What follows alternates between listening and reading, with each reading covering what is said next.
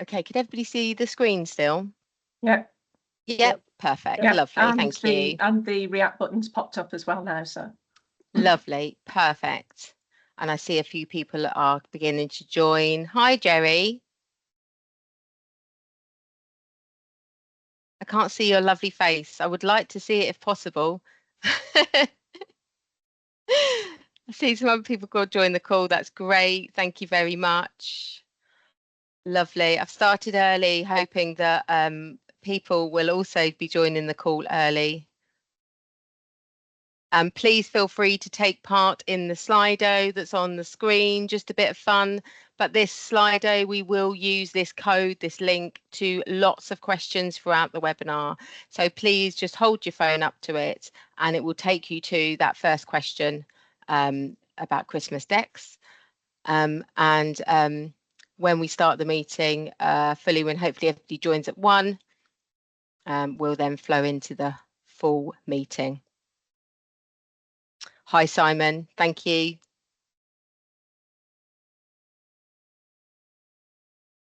And he's also eating his lunch. It's good to see people are getting their food in. Sorry, this is bad timing for people, isn't it?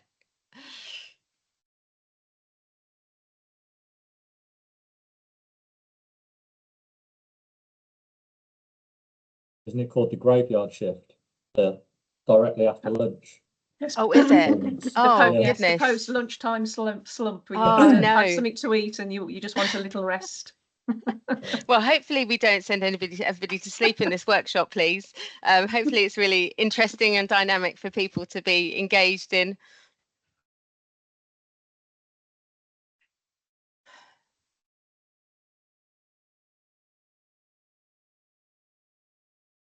We've got a few more people starting to join now. Good afternoon, everybody. Has anyone got snow where they are? Yes. Yes. It's quite a lot of snow in Birmingham. Is it bad? Wow. If we're driving to Birmingham today, is it bad? No, the roads are okay, and it's a little bit slushy now. It's not actually snowing anymore. But it was coming down quite heavy this morning. You should be okay. We had a couple of inches probably in Lincolnshire at the roads. Oh. Apparently it was snowing first thing this morning, but then by the time the kids were up, it was gone. I was a bit shocked. I thought it would be up the north, but no. So I was a little bit surprised when I opened up the curtains. I think apparently there's a load more coming overnight down the east of the country, so I think us in Norfolk will get it tomorrow morning, allegedly. Possibly. I know, Steve, that was my thought exactly. I'm driving to Birmingham at 5 o'clock in the morning, so hopefully it's not too bad.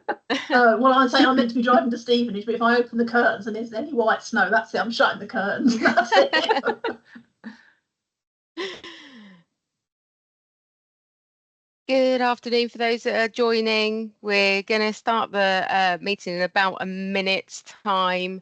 For those of you that are on the call, you can join in our Slido. The Slido, there's lots of polls that we'll be doing throughout this webinar. They'll be on the same code as this, so that's why we've introduced this first fun poll to start with, to find out what everybody's doing about their Christmas decorations. But please get the Slido up on your phone. And if you'd like to share your cameras, that would be amazing. We'd love to see all your faces. We've got over 129 people that booked on this webinar, which was fantastic. So we hope to see loads of your lovely faces. We do ask that you keep yourself on mute because to reduce the background noise as much as possible as well. So, okay, we'll just give it a few seconds for people to join.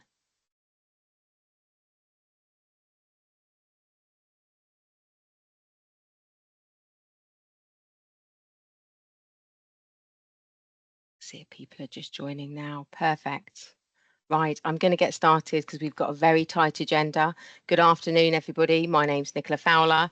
and I'm going to introduce you to the whole team that are going to be presenting today. But before I do that, we've got a fun Slido that I hope you're all participating in to say when your Christmas decorations are going up. So this Slido is, we're going to use this code throughout the whole of the webinar. So please make sure you copy that. We will put it in the chat as well, so people can make sure they've got that on their phones. But if you bear with me a second, let's see what the results are. First 2 weeks of Christmas is the popular one. Okay. 12 days for Christmas. Yeah. In November, Keen, decoration free house. I'm with the ones that have already got their Christmas decorations. I am one of those people who is desperately getting to Christmas. So great. Oh, good spread there. That's good to see. Okay. Please carry on for those that are joining.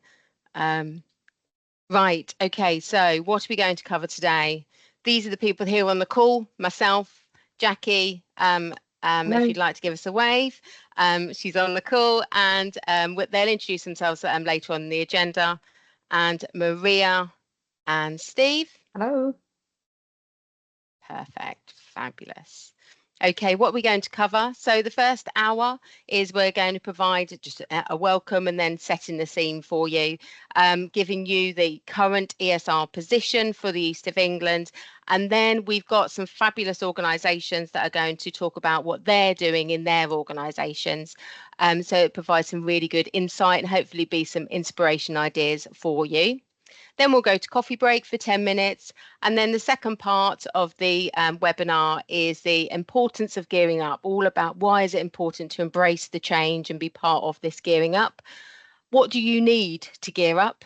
So we want that to be a really interactive session, and a couple of our trust representatives will be running that session for us. Then we'll talk about the organisational readiness survey that will be coming out early next year, and then to finalise on next steps. As I said, if I can ask you to keep your cameras on, microphones off, please use the chat function, and we will keep an eye on the chat as we're going through, but we will take all the feedback from the chat and we'll bring it to the Community of Learning session that will happen in February. The slides will be shared after the webinar, and also you will also receive a recording of the webinar as well. So why are we doing what we're doing? This is aiming to help the organisations to transform the way in which they deliver their people services and their transactional activities. So that's what the Future Solution is looking to do, and to deliver that in a way that enhances the experience of all different types of employees, professional users, end users, and the subject matter experts. And obviously to support that high level of care that we want to deliver.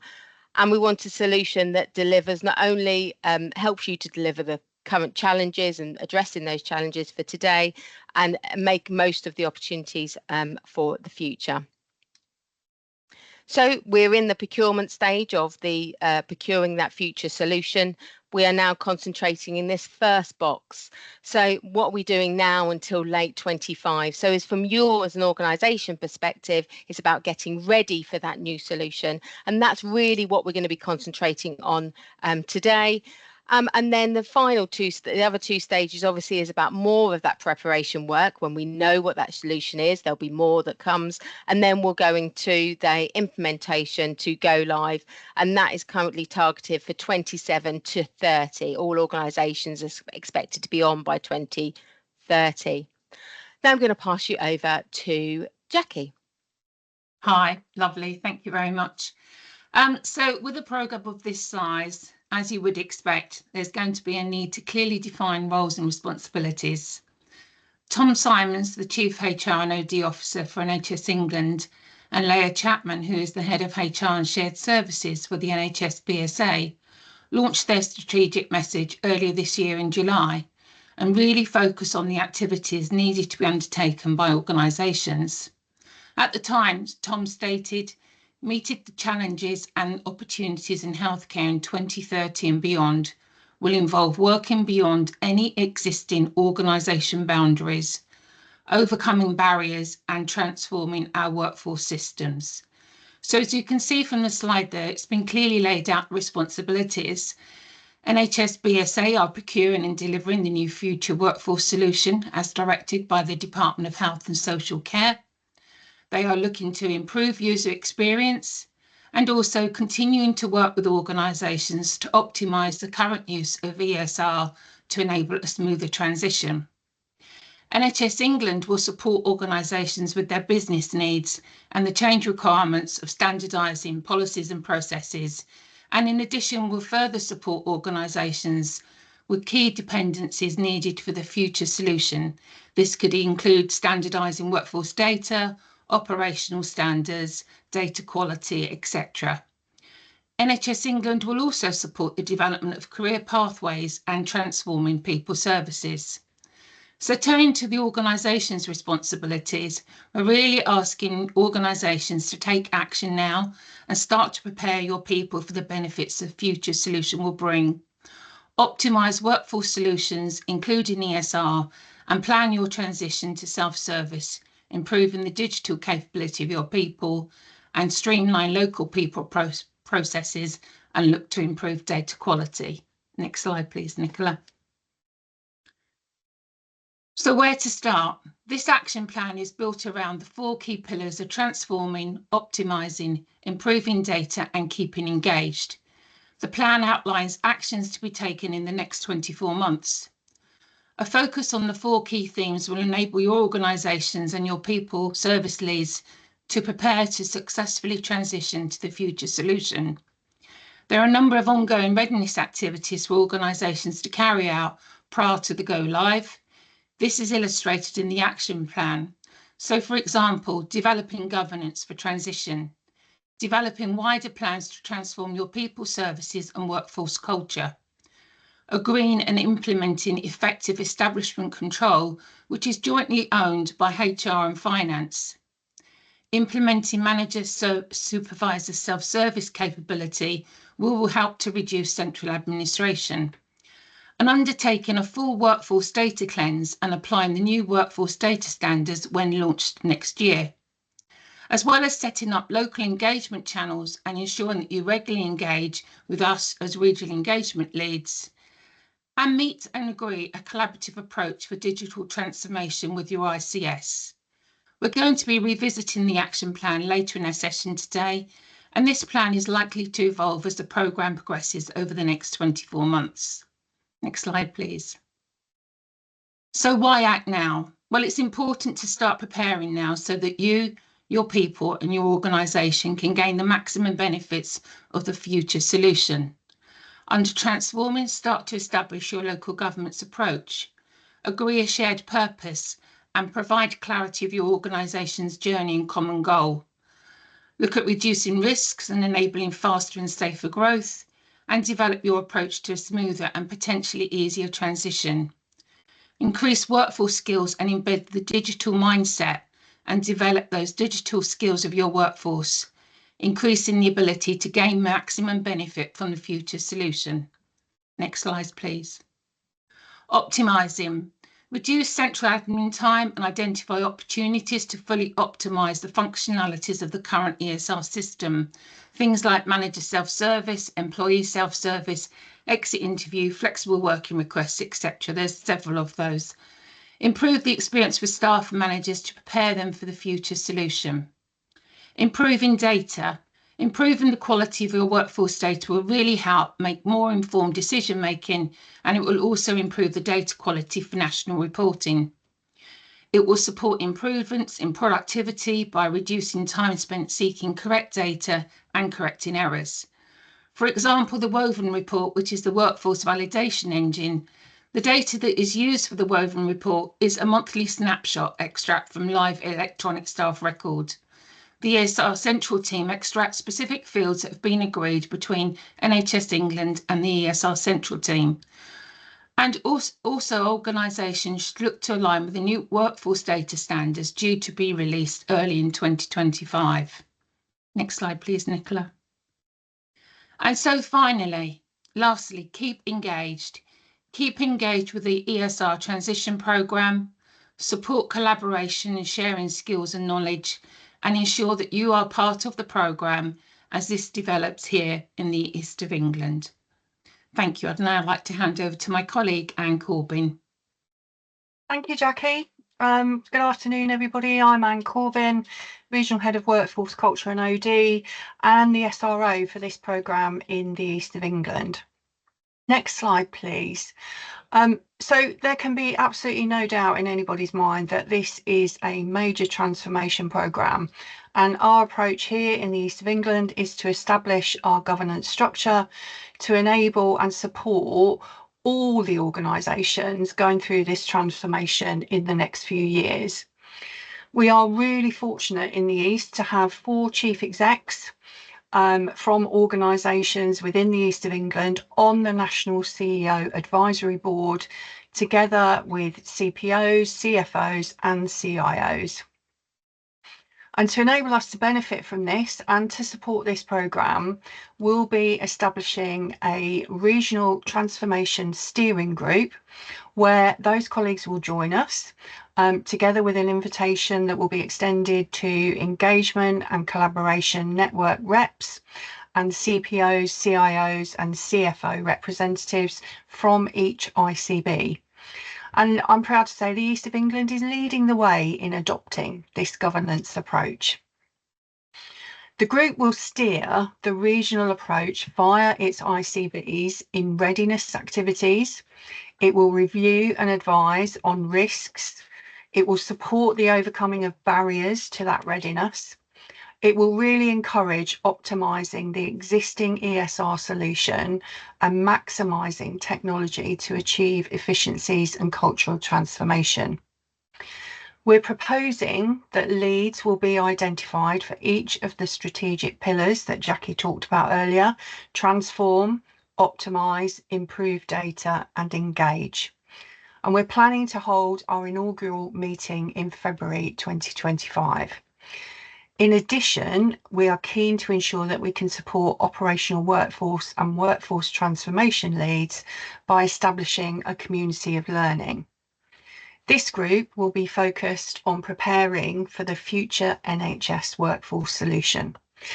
It's intended to act as a central point to share skills and experience in all activities associated with preparing for the future solution across our region.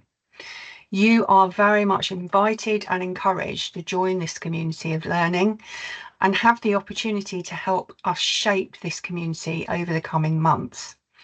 We really want to learn from each other, really avoid duplication of effort, share our experiences and use this community as a support mechanism as we go through this digital transition. If you'd like to join us, details are being shared in the chat box of who to email, and we'll be establishing that community of learning early in the new year. So what are the benefits of having the right governance? Good governance establishes a common language, a shared purpose, and enables sharing of knowledge and experience. It allows us to create tools and techniques needed for major transformation, and it ensures the right decision makers are in place to deliver transformation plans at the right time. And obviously the risks of not having that right governance: teams could fall behind on messaging and become less confident about the process due to a lack of a shared purpose, and people feel less empowered and more resistant to transform as they can't make the right decisions in the right time frame. And of course, slow progress will impact your benefits realisation. So a few thoughts to think about when you think about your own organisation's governance for this programme. We'll do a bit more on this later, but you will definitely need workforce systems expertise. This will help to support your organisation to optimise systems, including ESR, and to move towards a self-service model. You will need data insight expertise. This will help drive transformation, define the problems, and identify the vision of where you want to go. You'll need transformation and change experts to inform on your organisation's culture. You'll need process re-engineering expertise to map, review, and where appropriate, redesign. And you'll need programme and project management expertise to support the planning of your organisation's activities. And remember, transformational governance needs to be an enabler, not a barrier. So that's it from me, and I'm now going to hand you on to Steve Finney. Over to you, Steve. Thank you. I'll just try and request control. I think I have control. So my name is Stephen Finney. I'll just be giving a quick ESR update in terms of current service. So through 2023 and 2024, the ESR self-service standards were launched, looking at an organisation's use of ESR in preparation for the future workforce solution. So great news in that the East of England were the first region to book and complete all assessments across the region. So thank you very much for your engagement there and your support. And we've collated the results for the region as shown by the traffic lights on the slide. And it's provided us with a critical starting point and the baseline of where we are as a region and the areas of opportunity for additional development and optimisation.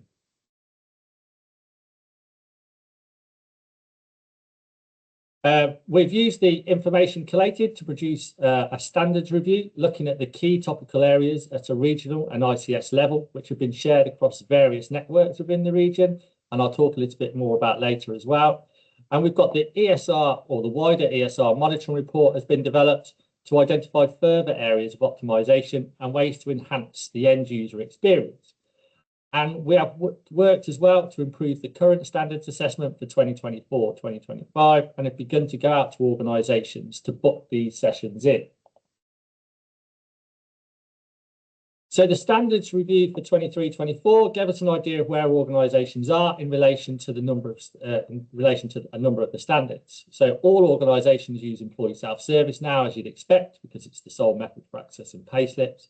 And there's a good uptake in terms of use of supervisor self-service, but the numbers do drop off fairly significantly when it comes to the manager side of things.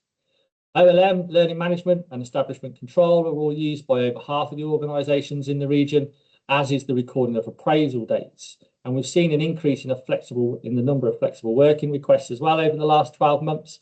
And we kind of expect those numbers to grow over the year as well. So I've taken the standard results for the East of England region and compared them against the national figures. And as you can see, from a self-service point of view, we're a little bit behind other regions, especially when it comes to that manager aspect. Although we're moving in the right direction, we have a number of organisations implementing manager self-service as part of their action plans for the year ahead. So there's a good use of learning management and competencies within the region, which is great. And that really helps with the enabling staff movements and the transferring of training. And we also have more organisations utilising establishment control, which is great, as this is obviously an area talked about commonly when it comes to the future workforce solution. So, as I mentioned, we've launched the standards assessment for 2024-25, and there's been a few improvements made to them, including the introduction of an onboarding standard and offboarding. We've also looked to pick out the importance of data quality, and we've looked to separate out some of the self-service actions, so splitting them between pay impacting and non-pay impacting. So far to date, there's been 16 organisations that have booked or completed an assessment. We've got 12 yet to respond or provide a date and 3 yet to be contacted, and they're really related to the ICB that they work on. So for those that haven't booked up yet, please do get in contact so we can book something in for December or into the new year. And completing the assessment is really important, as not only does it provide us with that overview of progress within the region as to where you are, but it also will provide really useful information for the future supplier to consider as well.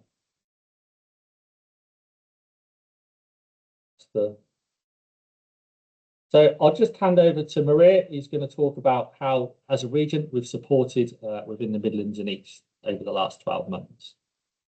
Thanks, Steve. I'm just requesting control. So hi, my name is Maria Scott. I'm the Senior ESR Account Manager for the Midlands and the East of England. So it's great to see so many of you here today, and there are a number of very familiar faces and names to me.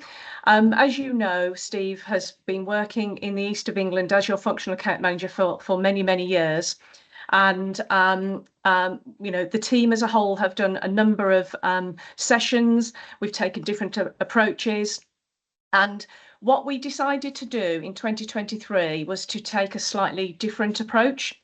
So we moved away from functional capability and how to click here and click there to actually the user journey. And that journey began in 2023 when we created a family of characters. And we've been using this family to demonstrate how you can optimize ESR, because our focus going forward is about how to help you to optimize ESR, and it always has been, but going forward even more so. And this has a big impact on data quality. So you can see we've undertaken quite a number of sessions in 2023 and nearly 2,000 attendances in 2023 alone. Next slide, please, Nicola. I don't think I've been able to take control. So in 2024, this year, we've repeated the same approach.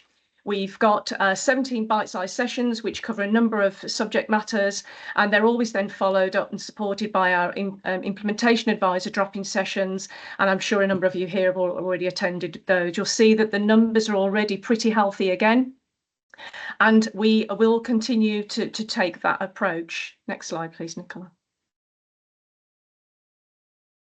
So really, I just want to reiterate that you have our full support. We have worked in the region, particularly Steve, for a great number of years. We take on board feedback from you. We are covering a number of subjects in all of the sessions that we've done. You'll see just in the last 2 years, over 4,000 attendees, 62 sessions. This is in addition to the other help that is available, which is the standard calendar events, the education sessions from IBM, the workforce optimization team, and the day-to-day support that Steve and the other people in the team provide for you. So just there's a list of some of the subjects that are covered, particularly self-service, establishment control, data quality. The list really is quite long there. We're currently supporting 12 ongoing projects, and they're very much related to self-service. So please contact us. We will support you going forward with this gearing up for change. This is all going to be part of a big team supporting procedure for you all. So please just contact us if you have any questions or if you want some more help and guidance.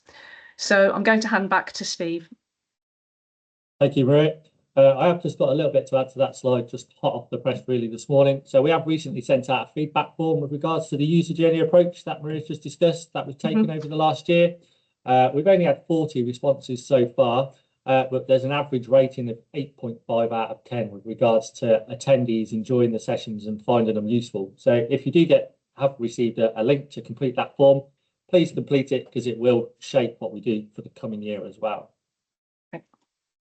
So our focus really within the ESR team is obviously gearing up for change and optimising ESR now and making the most of what we've got at the minute. So one of the areas we've focused on is improving the end user experience. So there's circa, on average, around 740,000 employee dashboard hits and 19,000 manager dashboard hits every single month within the East of England region alone. So there's a huge potential audience there. And we've looked to help organisations with their applicant and employee and manager dashboards in terms of setting a great first impression. So making use of local web portlets to really add some of the organisation's identity to their dashboards. So using local branding, perhaps promoting some of the local networks and initiatives that are taking place to help their employees and managers. Providing links to policies and support guides for tasks that employees and managers may need to complete. And for managers specifically, then providing them with direct access to relevant reports and their team's information.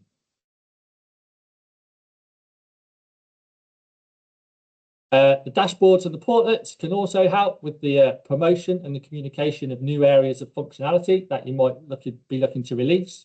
So there's lots of areas to self-service, with it being flexible in that you don't necessarily have to use everything available to you. We have also really looked to try and promote the use of the BI alert function to further enhance the end user experience. So notifying managers, for example, when an action is due and their input is needed. So for things like taking action when a probation period might come to an end, or warning them that their team's training compliance has dropped below the expected level. So the use of alerts is definitely an area to look at if you really want to improve the self-service experience. And establishment control is also an area we've targeted throughout the year with a number of national webinars. Having that effective establishment process in place means an organisation can tie up information from their finance and from ESR quickly and easily to support accurate vacancy and workforce data reporting. So we're now going to hear from some of our colleagues within the region who have been kind enough to put themselves forward to talk about the experience within their own organisations. So first up should be Simon Oliver from East Suffolk and North Essex. Hello, everybody hear me? You can indeed. Lovely job. I'm going to say next slide if that's okay. We might as well start off with straight in. So, for everyone that don't know, we are the merger of Ipswich. So ESNEFT, or ESNEFT for short, is East Suffolk North Essex Foundation Trust. We are the merger of Ipswich and Colchester hospitals, along with 2 community services as well. So we cover a range of sort of 40 plus sites, have 13,000 staff. So just to kind of give some context in terms of the size and scale of the organisation that we work at. So we obviously merged in 2000, and get my years right here, 18. And then it was sort of late 2019, we'd kind of got a sort of a level playing field, a level platform as such. And just in 2020, we were starting to do some work on data quality improvements. And then obviously we all know what happened in 2020, COVID. So a couple of years later, we decided to sort of revisit the data quality side of things once COVID had sort of died down. At the time, we were officially the worst acute trust in the country. We were ranked 325th out of 347th on the Woven report, and we decided we need to do something about it. So come sort of forwards a couple of years, we have got up to the dizzying heights of 59th out of 285 trusts in the organisation, in the country. And that was in March 2004. Obviously, using the Woven reports is a snapshot at a certain point in time, so it does depend when it's sort of taken in terms of the data quality, but we use that as our sort of benchmark to try and move forwards. So we have done some data quality works, and we're now the 7th best acute trust out of 23 in the country. I'll go through the journey as to how we've got there in a bit, but if we move on to the next slide, it'll just give some visual representation. Okay, so some of the actions we took, we used the Woven report as a guide because obviously it highlights the areas where you are scoring badly. So we identified the fields that we were having problems with. So we expected the sort of, one of the main issues we picked up was at the time recruitment as a result of the merger, things had changed. We're doing the bare minimum to get people paid and we're leaving certain data fields blank. So we made sort of an exercise to go and kind of talk to them and inform them around what they needed to be doing on the recruitment side of things so that the data was then complete. We picked up the track data that they had for the previous sort of year to 18 months worth of data, and we used that to populate what was missing out of ESR. And we also had to do a fair bit of work on the data structure as well, because that's one of the other things that the Woven report flags is around identifying that have you got a nurse, but you've got if you've got a position for a nurse, but you've got a band 2, for example, sitting in it, so it flags up sort of anomalies that should never happen. So it was a sort of an opportunity, should we say, to start addressing it and give us some pointers in terms of where to go. And like I said, we identified the areas for sort of most concern and targeted those work. So I think the obvious ones that we went after were the positions with regards to sort of where we said they were qualified nurses and they weren't, and those types of things. We did develop our own dashboard because one of the things that we were finding was the Woven report was monthly and quite a bit in arrears. We used that as a sort of a barometer in terms of there, but once we knew what it was looking for, we'd run our own reports and be able to sort of actually identify our own data gaps. So things that were sort of missing on a real-time basis, sort of by day. So we're able to actually get onto it before it became a problem. And like I say, we worked with recruitment to sort of understand the importance of the data. And then there was the problem of all the legacy data. So one of the things that we had was there was a lot of gaps in our historic data that wasn't recorded in the track recruitment system. And the only way we were actually going to be able to close some of that data gap was to actually go and contact the end users. So we actually had to send out, it was originally around getting on for 10,000 emails, to give you an idea of the scale of what we had to do, to go and contact the end users. They weren't missing, sort of in certain cases, they weren't missing everything, but we had to go to the end user and ask them to go into the employee self-service to actually update their missing data. That was quite a challenge in itself. And sort of Steve's picked up, we also made a fair bit of work on the ESR self-service dashboard. So when people logged in, we'd optimise the ESR so it was user-friendly, they can navigate their way around. And with regards to some of the positions, we also had to do a fair bit of work with finance around aligning the positions with the finance side of things. So if we moved position data, it would also then have knock-on effects on the finance coding as well. So it was a fair bit of work to work through. And like I say, it's been quite a journey over the last 2 years. And if we move to the next slide, you'll have some sort of visual representation of actually what it looks like on some of our EDI reporting. So these are actual real data graphs from our organisation. And you can see on there that the orange represents where we were in 2021 and 2024, sort of where we are today. So you can see on there how it's gone from not recorded to recorded, and being quite clear, we've still got some data gaps on there. And you can see where we've had sort of the sexual orientation where it was significantly unknown because that was just not recorded at point of source when we recruited the staff, to now we have only 707 outstanding, and that is going down on a daily basis. So it's just some sort of visual representation of how we've moved from where we were to where we are now going forwards. Next slide, please. So now we've kind of switched from project back to kind of BAU, if that makes sense. So we have sort of implemented the ESR team are doing weekly reviews on the data. As I said, we've got the dashboard that sort of is refreshing. So we use that to identify the data quality fields and what we've got to identify and where we've got to go with it. We continually send out the data gaps to the staff. They're getting a bit sick of it, I have to say, after a year and a half of weekly reminders. It's getting to that point now. We have also tried using the EDI lead for our organisation, has also written out to various people, and they've had some fairly blunt responses like, why do you need to know my sexual orientation, etc. Those types of responses. There are some staff that just don't want to engage. And one of the things that we also keep on top of is we also review the structure of the organisation now. So if there is a new erroneous position created, it's captured at source. They don't get much beyond a week before we pick them up in terms of some of the oddities. And we've actually got a screening process in place before they get set up as well. So we've kind of got it both ways, that we have a screen before it goes in. If by absolute chance something does go through and it's wrong, it is picked up after the event as well. We also pick up around professional registrations, because I don't think that's completely on the Woburn thing, but obviously that is also a big problem within the organisation, making sure if a registration's got out of date that they're actually flagged quickly and notifications are sent to the relevant HR team. And as I said, we also have the positions requested by finance, that's fine. And we also have sort of regular reminders. Pre-reg nurses is quite a frequent issue we get, where recruitment put them into a qualified nurse position, but technically they're not until they get their PINs. So we have to have a process on that we have to pick up. And again, to be fair, the recruitment team have been fabulous. They have stepped it up, and they have sort of really changed their processes. So, but we still do get the odd gaps in data. So where we've got overseas doctors particularly come in, there can be a bit of a time lag until they get an NI number. So they can start and then the NI number might come back a little bit later. It's just following up and closing up on that loop to make sure that no one gets forgotten on an NI number, because it has happened previously, and those sorts of things. And like I say, at the moment, the team are focusing on sort of various payroll data quality, because we are actually looking to change payroll provider in March. So at the moment, that's the team's priority. I will just pick up, if I've got everyone's audience here, around the Woburn reports. And I mentioned to Nicola, the most latest one published at the moment is only July 2024. So it'd be really helpful if we can have a sort of a more current report, because it'd be useful to see where we are, because I know we're getting pushed internally for kind of an update on where we are with regards to our data quality.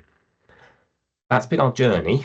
Some of you guys are already there, but for us it was quite a sort of a turnaround, and it has been picked up by NHS England, also picked it up as part of the EDI data, because we were quite bad, and then all of a sudden we had actually started to improve. So I know they reached out to us as well.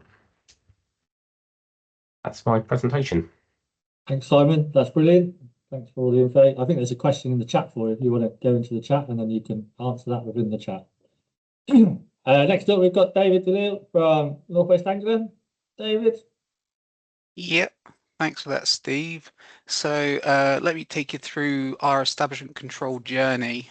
So this has been quite a long-running thing, as you can see on there, 2015. So we've had it for about 9 years now. So I guess before we looked to roll out establishment control, we didn't have much in the way of processes for our vacancies. So we had, if a manager or a service lead was to ask us, I guess, what's our vacancies, it was kind of quite an arduous task. So it was proposed back in August 2015 that we were to work with our finance teams to basically use the functionality that was available on ESR to, I guess, harness the power of establishment control. So finance had the data on the SPS ledger in regards to positions, cost centers, subjective codes. So we work with them to basically to match the data on ESR. So we literally went through line by line to get that process put in place. So I guess the end goal of this process was to provide vacancy data for the trust down to a pay band position level, which we then could provide managers with a greater data transparency and visibility to all the teams, and I guess the ability to as well to allocate resources more effectively, of which we couldn't do previously. Next slide, please.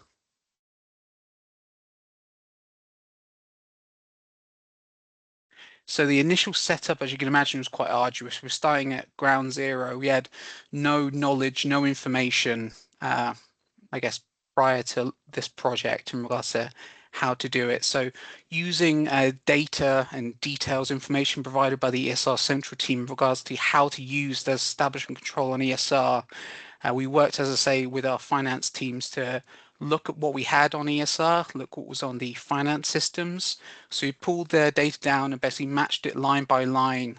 So we matched the finances hierarchy in regards to the cost centers. We went through subjective codes, positions, pay bands, position, everything we went through. And it was quite a long time, took about 6 to 12 months, quite intensive in regards to using management accountants looking at each of the divisions to get it correct. And of course, once we've matched the data on an Excel spreadsheet, we then had to try and upload that into ESR. So again, that was quite intensive in regards to the ESR payroll teams working to set up the ESR system so we could track and manage the positions and budgets that we'd kind of laid out and matched with the finance teams. So once we'd, I guess, done that process, we're able to provide the vacancy reports.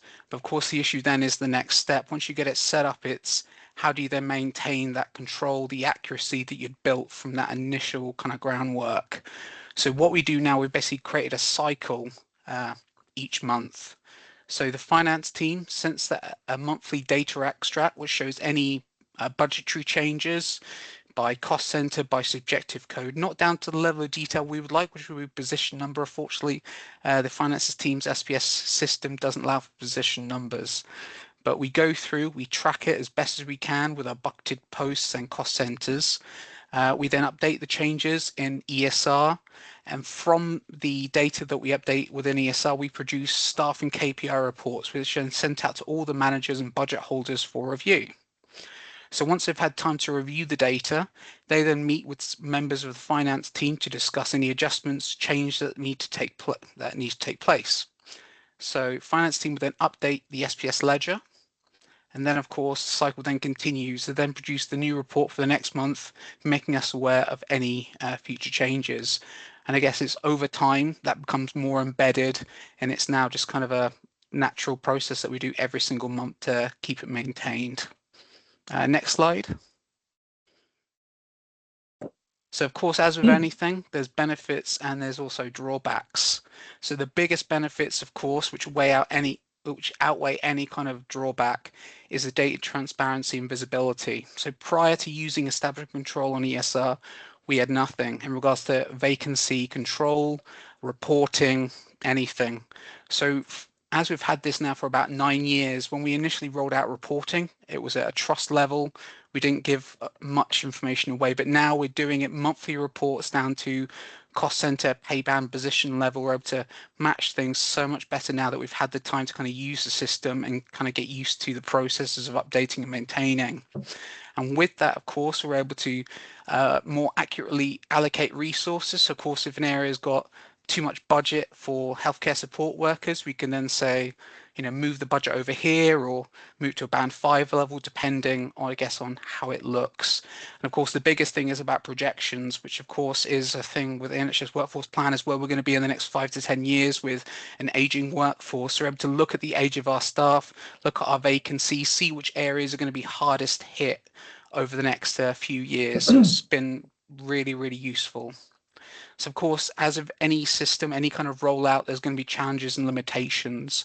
So of course, the initial headache, which is going to be a pain for any organization thinking of establishment control, is the initial setup. Of course, is working closely with your finance teams to go through that level of detail, which does take, as I say, about 6 to 12 months. It does take quite a while, but I guess once you get over that initial hurdle, it becomes a lot easier. Of course, is how as well you roll it out. So there are limitations to say how we've rolled it out. We've rolled it out with bucketed posts, which at the time was best practice, and I guess could still be, but other trusts have done it in different ways. So Simon Oliver has presented to me about position per post, which again has its positives, has its negatives, more granular, but there's probably a lot more maintenance that needs to take place to ensure that's clean each month.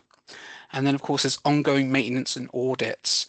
So you've got to ensure that you have a regular process in place, be it weekly, be it monthly, to go through any changes that take place within the SBS ledger or within your finance provider system. And then of course within, say, Track, if you're using that for recruitment, or within ESR itself.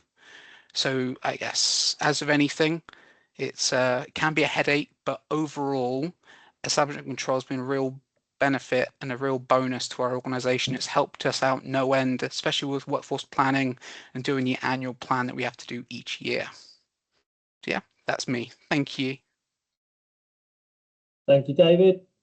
I think next up is Anne Foley from Cambridge Community Services. Over to you, Anne. Thank you very much. Hello, everybody. Next slide, please. So I'm talking about manager self-service implementation. And the implementation of manager self-service was part of our digitalisation agenda, which is one of our trust underlying strategies. So it's reported regularly to the trust board on our progress. So that gives it trust-wide visibility as the importance of doing it.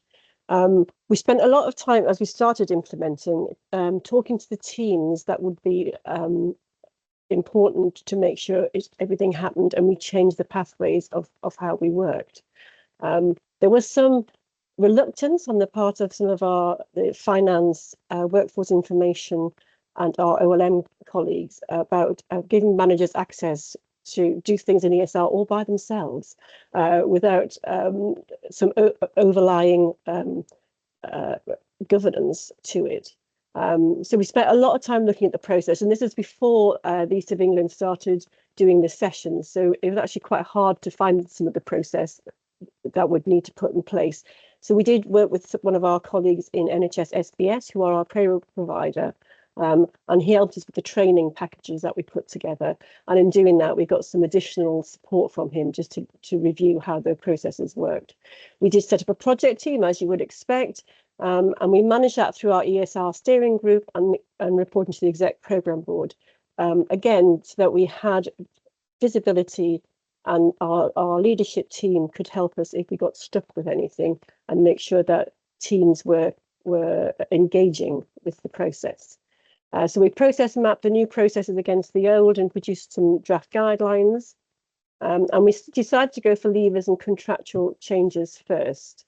And we picked out some digitally competent teams in order to do changes live on the system.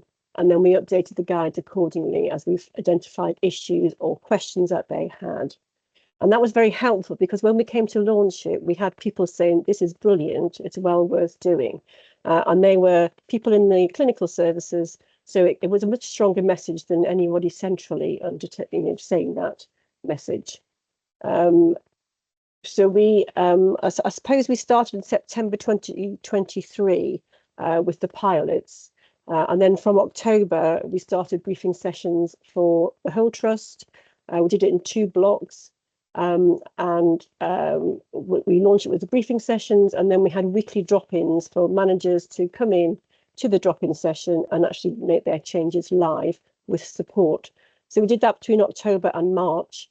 From the January of 2024, we started sending back forms, but giving people a call so that we could help them get themselves started. And that involved as well getting them smart cards, because not everyone had a smart card because they don't all use a clinical system that would need a smart card. So we give them one-to-one support to get them there. We've only got about 3,000 staff, so it's not as though we're not like some of our bigger trust colleagues who've got so many people that they couldn't perhaps operate one-to-one sessions. So from March onwards of this year, we've sent forms back to managers and said you have to do a manager self-service, and then offered support again, but we've done that by email rather than one-to-one, and that's gradually ensured that we get most of our changes now through manager self-service. The other piece of work we did at the same time was implement the applicant portal so that we could then do new starters this year. Next slide, please. So we now have our new starter pilot underway, and we're launching across the whole trust in January, which again will do drop-in sessions in order to facilitate that. There have been many benefits to manager self-service. We have seen a reduction in our payroll errors. There's improved accuracy, less handoffs of information. Staff changes are on ESR immediately. So ESR itself is more accurate, and that helps with other systems like Health Roster that works alongside ESR. We've reduced the payroll contract costs because we used to pay for every form that was sent through for that to be input. The manager self-service is much easier than filling in a form because a lot of information is already in the system, and managers were surprised by that. I'm not quite sure why, but they were surprised that they didn't need to, fill in the address every time and all that kind of thing. So it has been a revelation, I think, to some of our colleagues. Staff also receive a personal notification through the ESR system that they've had a change made, so they can, if that's not quite right, then they can go back to their manager and make sure it is corrected. We do have an approver role currently, which is one of our finance colleagues, but we do plan to convert some of our managers, and especially their proxies who do lots of manager self-service changes, to not needing approval when we're all feeling brave enough to let them do that, which I think might be soon, but I need to talk to my colleagues to make sure they're happy with that. We do use proxy access a lot to support managers, so we've got a lot of senior administrators and business managers who make changes on behalf of some of the clinical teams. Next slide.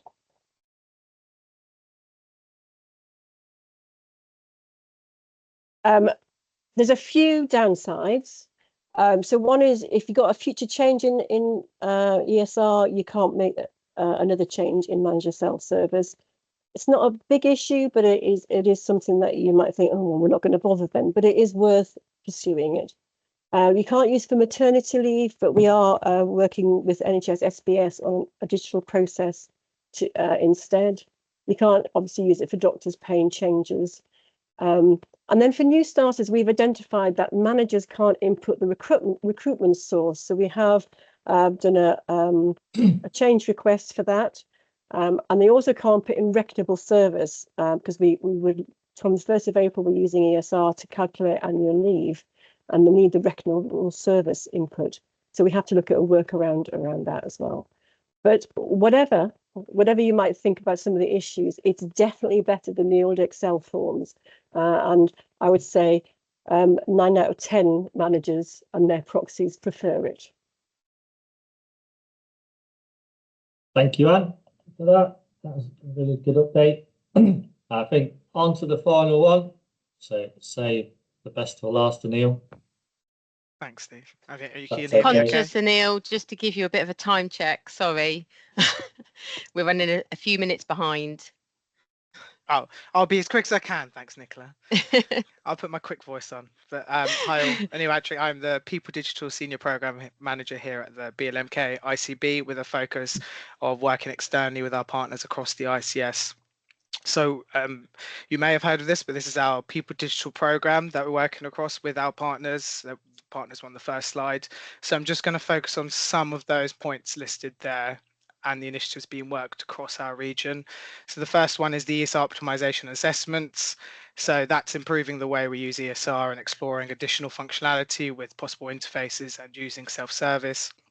And a kind of like a mission objective, but an aim to deliver a standard BLMK user experience for staff that move across the system. And part of that forms, we're doing also assessments. I mean, I think all our partners have completed it, and that's a new assessments done by our colleagues so that we can create a new baseline that we can see exactly how we've progressed with our journey. Another point I want to look on there is the partners people digital plan. So getting our partners to identify what they're going to focus on the next 12 months and how we can facilitate that. There is the NHS staff app, which some of you may have known, but we are a Vanguard site, so we are working to do this, and then in future it should hopefully be rolled out nationally. But we've committed to being involved in the testing and development of the staff app during the alpha phase, which is quite exciting for us. And then the other point there to focus on is RPA and AI, which is a burning topic for all of us, and it's one of the main objectives to utilize this across our partnership, and exactly make significant efficiencies, freeing up our people professionals' time. Next slide, please, Steve. Sounds great saying that. Okay, this is just a program timeline covering the 12 months from when I joined the ICB, when we fully accelerated our journey following the groundwork completed before, and it provides an overview of the key dates and aims during each phase. It's difficult to put specific dates for all projects as work continues throughout the year. As we all know, some initiatives are worked on continuously, and this is the initial scope covering the period. However, our ambitions are to keep the programme running for a number of years leading up to the NHS Future Workforce Solution. Next slide, please. Okay, this is just my last slide now. Nicola, you'll be glad to know. So this provides a summary of the actions completed in phase one. I think again, I've mentioned before that we're quite bad in saying achievements in the NHS, so here's one of them. And this is amazing from the partnership already in just a few months. Some key points there is established governance structure, which you can see kind of detailed there, exactly what we've got in place, which includes also the community of practice working group that we're due to set up, and that forms part of the recruitment process. We had funding from NHSE for fixed term 12 months posts, so that will help with that operational delivery. And we've developed an ESR ICS data sharing agreement. So normally it's quite hard sharing things in the NHS, so what we did is put a DSA in place so that when we work with the BSA team, we can exactly see what it looks like top level for a whole region and work with them closely. And the last one I'm quite excited about as well is a people digital course. So we're speaking with Cranfield University around creating a bespoke people digital PG cert, because we know it's lacking with the NHS with our skill set, with people digital colleagues on this call will know, and possible what apprenticeships we can tap into. That's all for me for now. Thank you. Thank you, Neil. I think that's it for our section. So I think it's back over to Nicola. Thank you, everyone. That was really informative. And I'm sorry I had to cut you a bit short, Anil, this is not the only opportunity that you can hear from these guys. So at our future events, such as the Community of Learning, is that we can really deep dive into some of the work that they've been doing. And so have much wider, fuller discussions and have, much more free flowing conversation. So we will definitely build that in as we move forward, using that new governance structure in the East of England. So if we can all just take a quick sort of 5 minutes-ish, 6 minutes break, just to refresh yourself, and if we can get back for 2, and then we've got a much more interactive session for the second part. Thank you ever so much. See you in 6 minutes.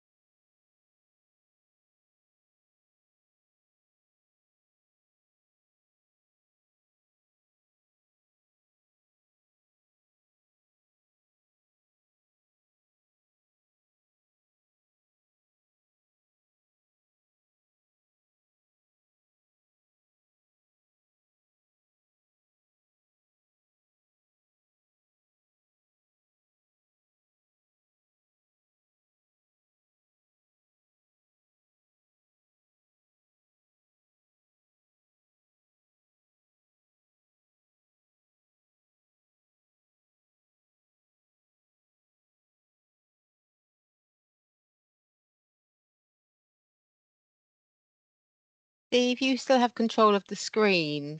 I can't request. So I don't know if you can relinquish control.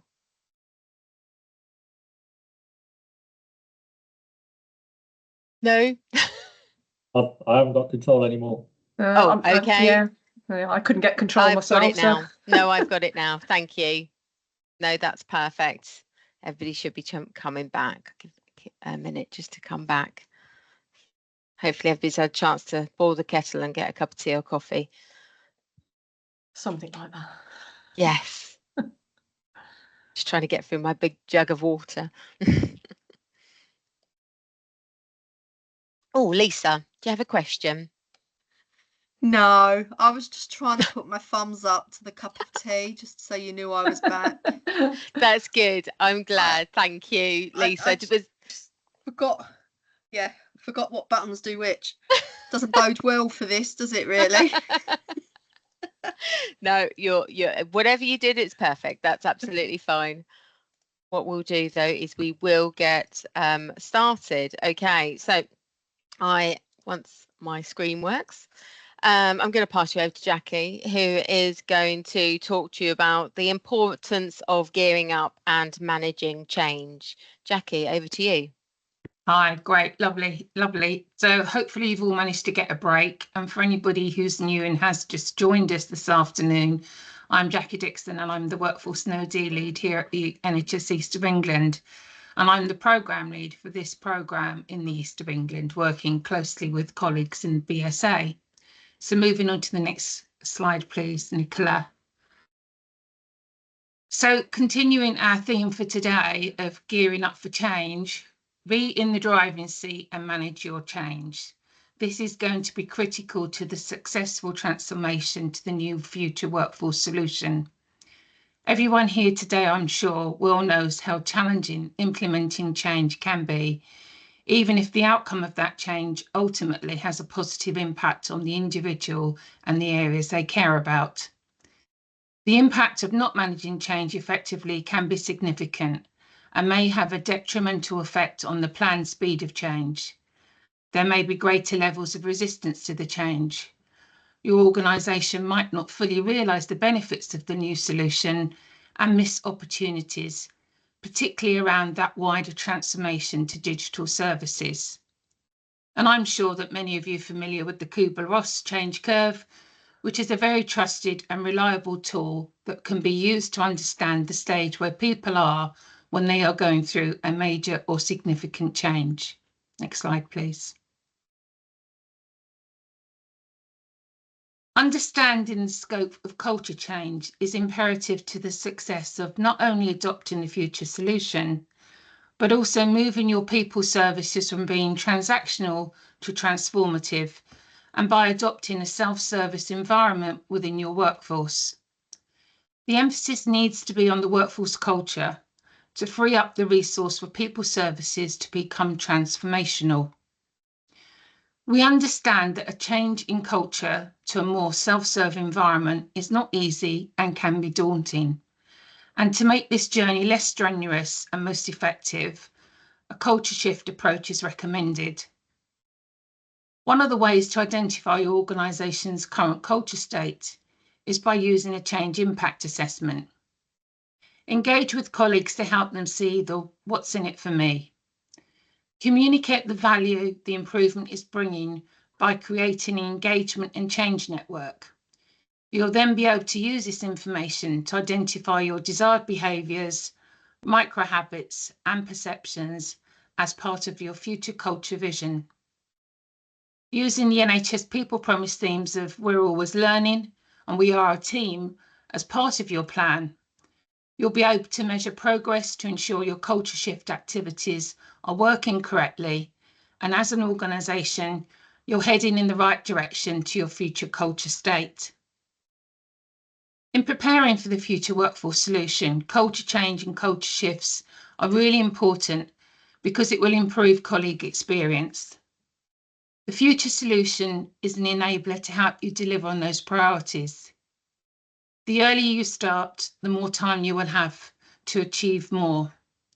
And the ideal culture change is organisations fully embracing and utilising the technologies and functionalities available to them in ESR and other third-party workforce systems to fully prepare for the future solution. Next slide, please, Nicola. So, what to do when developing your culture plan? Culture change is critical to success, and a culture plan is the foundation that will support your development of your workforce systems culture change journey, including self-service. We know that some organisations already have a self-service environment. We've heard from colleagues today. Your focus should be on making sure you're fully optimising ESR and other third-party workforce systems.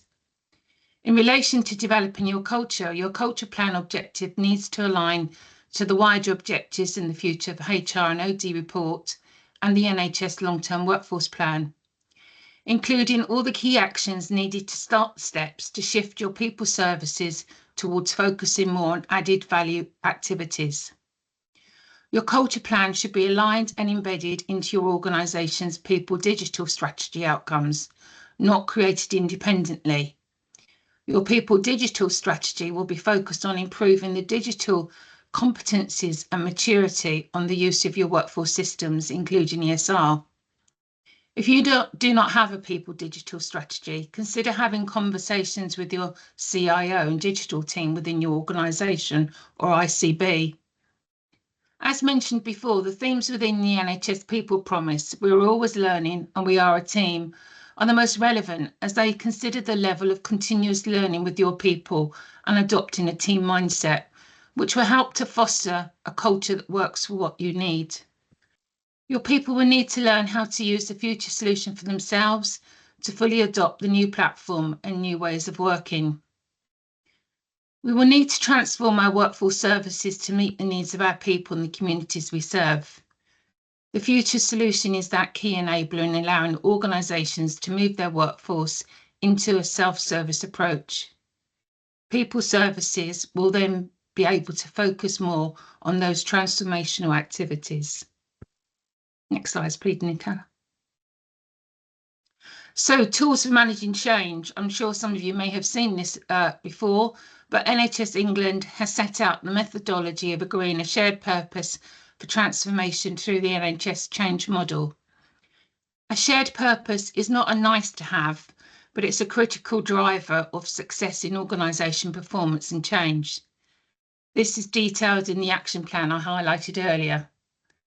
Purpose becomes shared when we find commonalities between our values, beliefs and aspirations and those of others and join forces to work towards a common goal. When working on large-scale change, there needs to be collaboration of many people at different levels and from different fields, and often across different organisations. These groups will often come to change processes with different and sometimes conflicting agendas and priorities which can inhibit progress. What you can gain from developing and agreeing a shared purpose is collaboration, getting the skills and experience, the vision, awareness of all the priorities across the organisation, and also identifying commonalities and developing unity. So it's important to develop a shared purpose before proceeding with the rest of your change project. You might find it helpful to refer to the NHS change model and access the range of tools and resources which are available on the NHS England website. I'm now going to hand over to Neil to give you a bit of an insight into how BLMK have managed their change through their people digital work. And Neil. Thanks, Jackie. Sorry, you'll be sick of me at the end of this. So I think for here, I think is point, Jackie, that you mentioned of that collaboration piece, and it's really important for us. We've got so many different partners working in this, where we've got the acute, community and mental health partners, and that gives us a really good perspective that we can push forward this agenda that works across the whole system.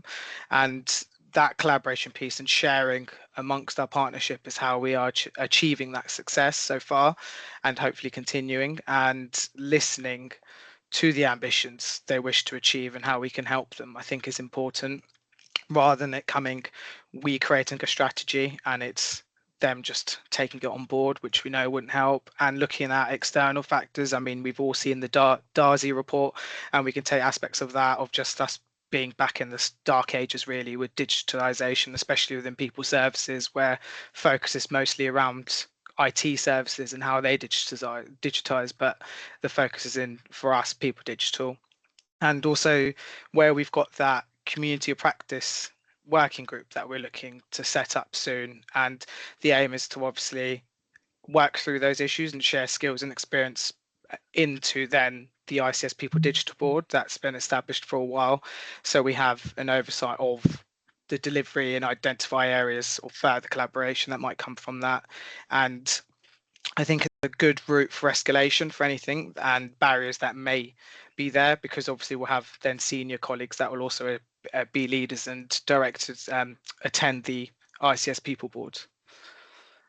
I don't know if you want me to carry on going there, but I think my last one on that, Nicola, if that's all right, is kind of how we're managing that change. And I think I highlighted earlier, which is around the agenda we set, the strategy. So rather than us coming in, and when I started, we're setting a strategy and what we're going to do. So we had indicative objectives, but it was, so we set the task to get our partners to give us 4 of their top people digital priorities. I mean, when I met with our partners, I think BHFT, we had around 23 we came out with, which we had to then whittle down to 4.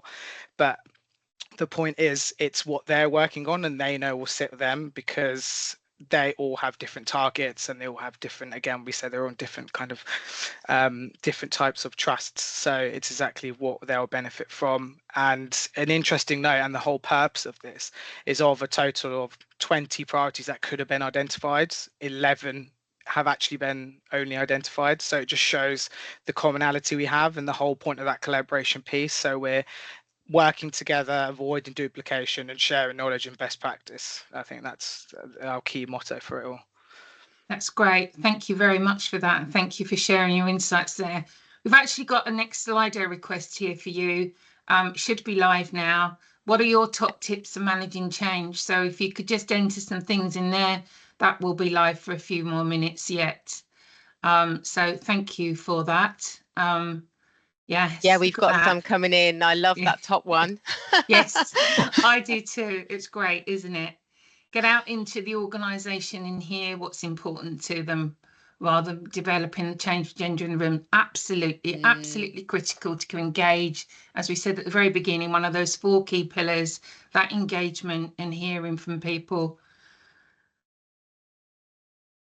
I think one of the things that would be really good is actually how we take these and actually have further discussions around what does that mean? What does that actually translate to in tangible things? As you know, how are we communicating? What works? What doesn't work? And we can have those really good discussions as part of that community of learning group when we get together, Jackie, can't we? Yeah, definitely. So we will be capturing all of this and taking this forward into that community of learning to really have greater discussions. We're sharing lots of information here with you today, but this is brilliant, everything that you're putting through. So continue to do that. And I'll just move on now to the next slide and sort of do a little bit of a summary here on that gearing up for change, really. So and listening to what we've talked about so far, what we would really recommend is that you focus on these areas really for gearing up for change. Sort of ensure that you fully utilise that into authority transfer process, the IAT it's often referred to as, which will really optimise onboarding and improve the employee experience. Managing third-party contracts, they'll also support the delivery of a balanced net system financial position. Help reduce spend on agency and reduce temporary staff spend through implementing establishment control on ESR. And then all of those work together in terms of linking in. They're all aligned to the national priorities and operational planning guidance. Overall, they'll help to improve the employee experience. They'll help to increase retention and attendance, as well as improving the working lives of doctors in training by reducing duplicative inductions and payroll areas. So you can see these all fit together in terms of how to improve employee experience, but also using that new future workforce solutions, and continuing to optimise ESR now and tailor that to your local organisation. So that's the end of the Gearing Up for Change. I'm now going to hand over to Anil and Laura, I think, who are going to take us through the next section. Thank you. Actually, I'm going to pick up first. Apologies. I I am going to pass you over to Anil and Laura, who have kindly agreed to facilitate this really interactive part of the session. Appreciate we actually have 82 people on the call, so we knew that just an open discussion would be really difficult for 82 people. So we decided to run a number of polls, and then we'll have some discussions around those polls. But this is focused on really is what can we do together to gear up. And I've just nicked a quote there from Ronald Reagan about actually working together, pooling the resources. You've seen Anil and many of them have talked about it today, about working together, and that provides that strength that you can accomplish so much more if you do that, really. So this is what this area is focusing on, and we want to focus on this action plan. So obviously this was launched earlier in the year by Tom Simons and NHS BSA, and this is to give you the real focus as organisations of what can you be doing now. We realise we don't know this end solution yet. We know you want to know, so do we, but we know you can do some things that will really help you along the journey, which is the things outlined in this plan. So bear this in mind when you're coming to the poll questions. One of the things that we did talk about was what are the risks if we don't start transforming, and what does that mean? Do we just sit at ground zero and actually say, if we don't do anything, what are the implications?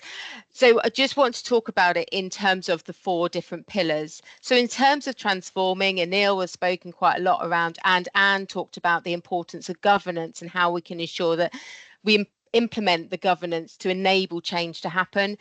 If we don't do this, there's a risk that we could fall behind. So organisations can fall behind in their transformation journey, and therefore you're not actually at the same pace as your other organisations that you're neighbouring with, and you could feel less empowered to actually go on this journey as much as you could, and you could therefore have less benefits that you achieve. And in terms of optimizing, it's really as understanding those business processes now to not only make those opportunities now and optimize as much as possible, particularly in terms of technology, but leads you in that good position of complete knowledge of when you do go for the new solution, your starting point. Everybody has SOPs, everybody has process maps, but how are they up to date? How are they really maximized to the nth degree, really, to make most of all your resources. So in terms of the other 2 areas, we've got improved data. Simon talks really eloquently about how to improve that data. I'm sure you do not want bad data going into your new solution. And it takes time. Simon demonstrated that it has taken quite a while for them to really get on top of their data issues. And it doesn't happen overnight. So start this journey now in order for you to make those changes. And you can get benefits from making those changes now as well as preparing yourself for the future. And keeping informed. The fact you're here today is brilliant. You will, if you keep engaging with us and the rest of the team and your colleagues, you won't miss out on things like ESR development. And you'll be able to you'll make decisions that are well informed and well planned for the future. So I am going to pass over to Anil, who first of all, and have I opened the first question yet? Possibly not, Anil, apologies, because I'm talking. But I will open that first question and show the screen for you. Right, bear with me just a moment. Yeah. Lovely. First vote in, early adopter. Now, Laura, I have to ask, was that you? It was me, I'm sorry. I know you well, Laura. This is just to really give us a really good insight. Sorry, Anil, I'm taking over your slot. You go for it. I mean, it's fine. I'm used to it. So sorry, Anil, you go for it. I mean, no, it's exactly what we want. People straight there. And I know Laura was straight in there with early adopter, and I, to be fair, also pressed it. So it's interesting to see what people are coming out with, and we can kind of discuss that. But it seems obviously what we thought, early adopter and the fast followers are there. Midway coming through now. Funny enough, they were midway through the vote, so I think it makes sense. But yeah, early adopter. I know we as the ICS are discussing whether we want to be part of that, and we said we'd like to, because we'd like involvement in there and exactly what our thoughts and feelings are towards how it's going, and form exactly part of a group that we can learn from there as well, and we can share with others.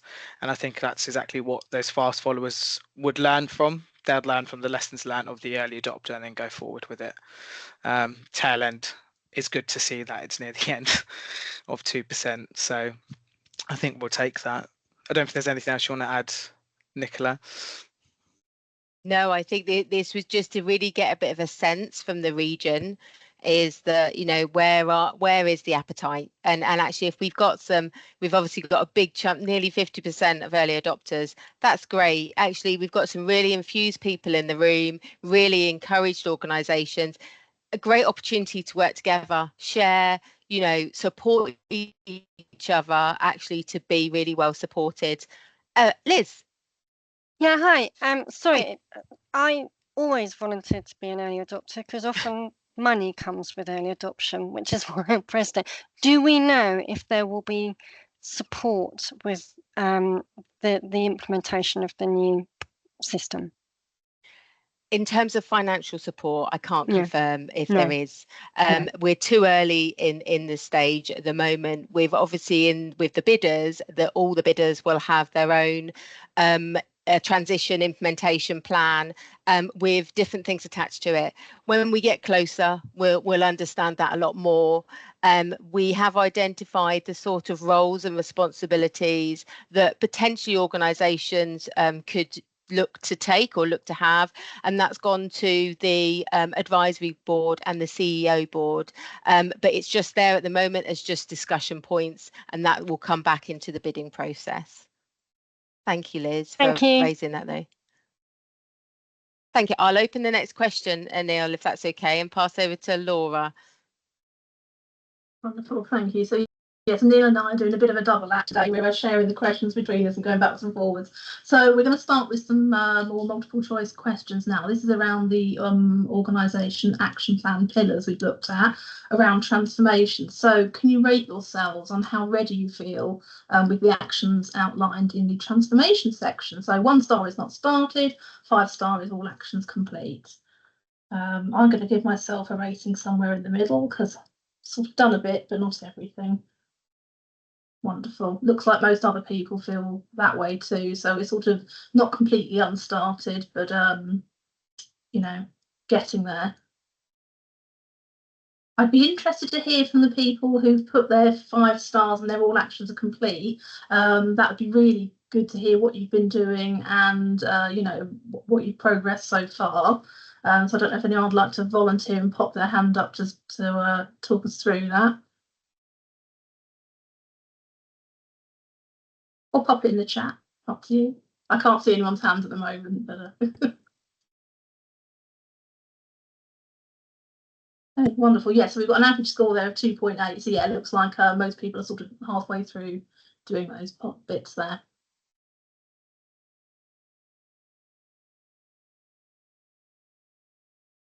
Okay, so next question then. So this is around optimizing. So rate your organisation's readiness with the actions outlined in optimizing. So again, 1 star is not started, 5 stars is ready. Right, I'm going to give 4 stars for East and North Herts because we've done quite a bit already. Yeah, so those of you who've just sort of talked about doing your data quality and putting things in place already in establishment control, you'll probably be up the upper end of the table with this one. And again, yeah, it looks like most people are sort of somewhere in the middle. You've all progressed and started to do something, but not at the fully completed stage yet. Wonderful. And no one said 5 out of 5 this time. I might have put everyone off by saying I want to talk about it if you did put that. So Fantastic. So again, exactly the same score as last time, 2.8, with everyone sitting in the middle. So most people are sort of part way through the actions on that one. And that's great. Room to improve. Wonderful. Okay, next question. So this is around improving data. Rate your organisation's readiness with the actions outlined in improving data. Again, 1 star not started, 5 stars is ready. And I'm going to give myself a 4 for this one because we've started it, but there was an awful lot more work to do, as Steve will probably attest to. I mention it every time he and I meet about the state of East and North data. That's historical. Now, am I influencing people with what I'm putting, that you're all putting the same, or is it just I'm the common denominator perhaps through all of this? But yeah, that's wonderful. So most people have actually done quite a bit of work already with their improving their data quality. That's the majority of trust. Some are still yet to start that journey. And it looks like a couple of people have actually, are in a really, really good place with their data, which is fantastic. And again, I think once we get that Woven report back up to date, that will really facilitate some more progress in this area. It just is that extra added piece of information, isn't it, that will help us all. There we go. So just a late charge then on the middle value of 3 out of 5. So yeah, equal footing between 3 and 4, an average score of 3.1. So that's our best one yet. So our data is in better shape than other areas, which is excellent. Thank you.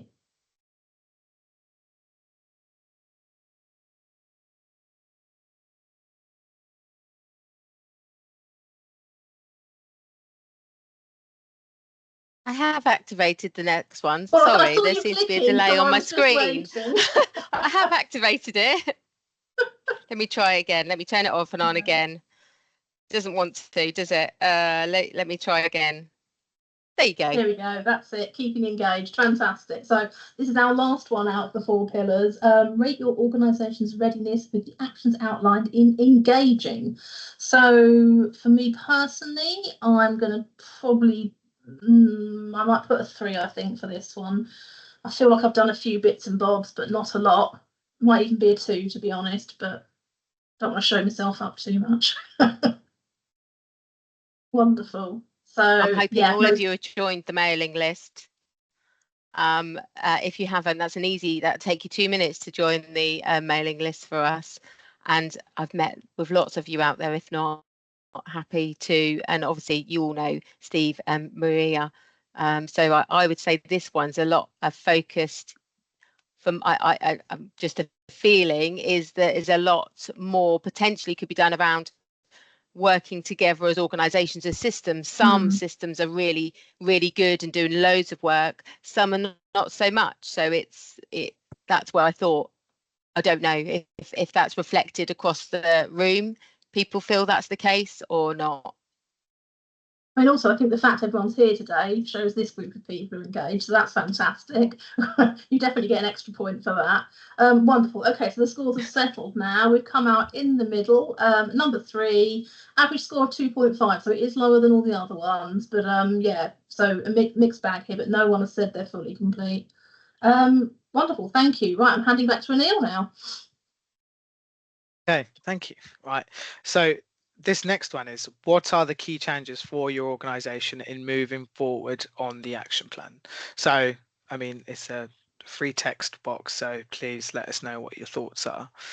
And then see if we can discuss it. Time, money, and staffing. I think that's number 1 for everyone, really. Resource engagement. Yeah, top 1. I think the engagement part will be engagement. Communication will also appear quite a lot, like it did in the last few ones. Great, a lot of people typing. Great. Resources, yes. Engagement for managers, yeah. Resource. I think I touched on it earlier. We were fortunate that we got that funding, and like you said, what's coming out here is resources and that, and we did it as part of the NHS Staff app, and then we've used it to develop the people digital agenda further, which is really helpful to achieve the other goals that we need. Senior team engagement and interest, timing of other trust-wide projects, yes, because as we know, as people teams, we're doing 100 things at once, and payroll cut-offs always around the corner. Poor leadership's an interesting one. I think that leads to what Nicola said with a good governance structure. It's helpful. Yeah. This is great feedback, by the way. Thank you, everyone. Yeah, financial, other trust. Yeah, lack of responses. Interesting. Engagement at the top. Yeah, definitely. And it is your leadership. Some of Everything these, to your Neil, leadership. just made me think of one of the comments I think was earlier in the chat for that David, I think, asked about how do you get it was to do with establishment control, and it's about how do you get finance on board. So how do you get those, it's that buy-in, isn't it? So and obviously he put some advice in the chat, but so it'd be interesting to explore that more, won't it, to understand, is there things we can do that will help with that? Yeah, definitely. Yeah, I think finance have to see what's in it for them. Really, they really need to understand what the benefits are for them as a, you know, as a group of people, as well as to the organisation. Yeah, I think that's a good point, and I mention it a lot, but what's good with the NHS, especially with us, we know a lot of colleagues in different trusts. We can explore that knowledge to see exactly how something's worked, and we've had a few of the obviously sessions today covered off by colleagues, and that's helpful to know exactly how we've achieved success, and it's just ensuring those other colleagues in different departments know what it looks like as well. So I think it's getting them set up like that. I mean, we all have those issues, and I know we're internally also engaging with finance and trying to get them going forward with it. But it's definitely selling. It's like you put your salesman hat on sometimes. Managers don't see any benefit. Yep. Okay. We've seen a lot. We've seen a lot of this over the years, haven't we, Steve? You know, we know what some of the, we know that pretty much the challenges here are what we've experienced and heard from, you know, the individual working with org. So it's not a surprise. I think some of them can be seen as myths now as well, as more people do it. Yeah. What Anne said earlier, and that the managers were fond of and they can do it quite well. It's just a general myth that managers aren't ready for it or won't appreciate what's coming. Yeah, it's true. I mean, we've done, as I covered off briefly, a lot of good work, and our partners are doing good work. So if anyone wants to know more or anything, do feel free. I'll put my email address in there if anyone wants to bother me. I'm more than happy to talk about it and work we do.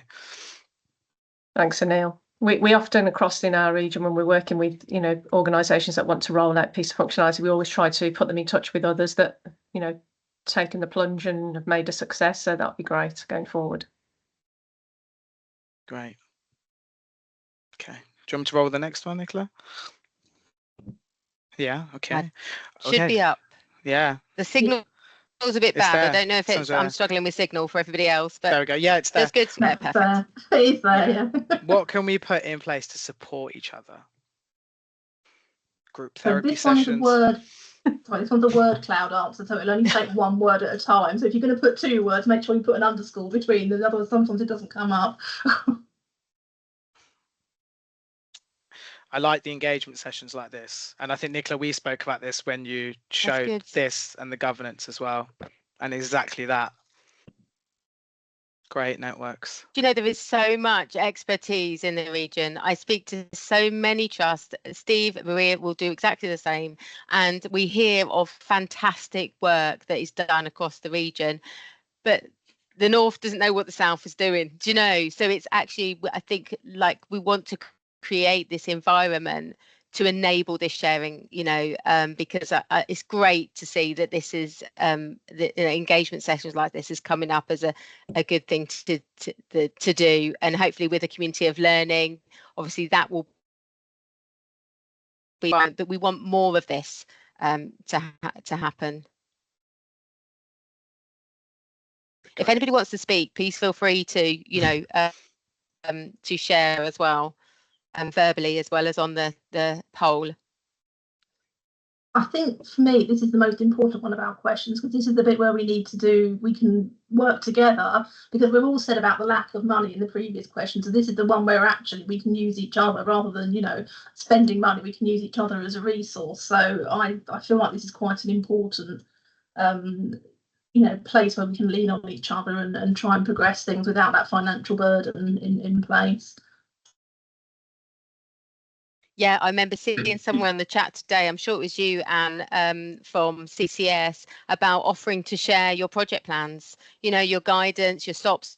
So you've all created great, I'm sure, papers that have gone to board about, looking to adopt manager self-service or control, or looking to, whatever it is actually, we don't have to start from scratch. There is lots of really good stuff out there. So how can we work together to pinch with pride, as we call it? I think there's opportunities to do that. Great. Are we ready for the next one? Yeah, I think we are. Lovely.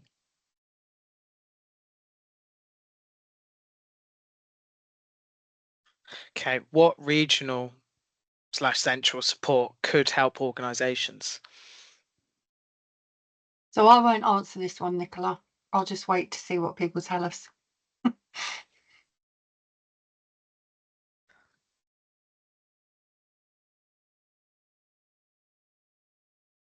Workshops, great. Okay, better info on the NHSBSA site, fine.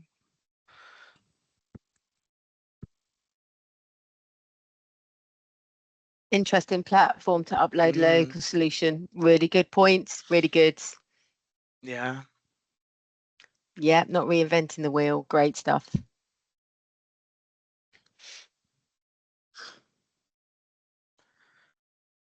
I'd like to say we have a money tree. Unfortunately, we don't have a money tree. But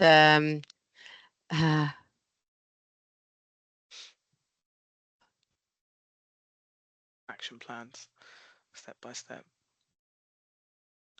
I think it goes back to that point. It'd be really good to have a site that you could upload documents of things you've achieved. Yeah.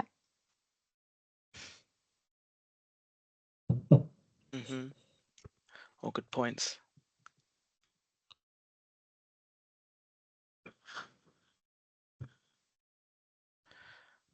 Really good comments there as well. I don't know, Anne, if there's anything on there you would want to pick up on. So I think the centralisation of actions and plans is a really valid point here, because we know that things are tight, both in terms of time and money. So what I want us to enable from a regional perspective is that we don't ask you all to go away and do exactly the same action plan. If somebody like CCS and Anne has already made some work happen, use that as your guide. Let's make sure that wherever we can, we are really, I think somebody used the phrase earlier, borrow with pride. Don't feel like you have to start from scratch. There is loads of information out there. We will set up that community of learning, but we also need to think about how we can do that as a hub for this region so that we can share that, but also not be afraid to go, so what are they doing in the Midlands? What are they doing in London? How else can we make sure that we get the best of that as quickly as possible out to everybody that's in this programme?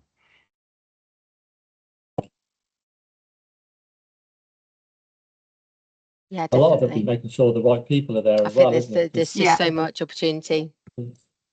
A lot of these things that have been pointed out or raised, things that we might already do within the region. So it might just be we're hitting the wrong audience. So part of that will be making sure we've got the right audience involved in these learning labs and things like that as well.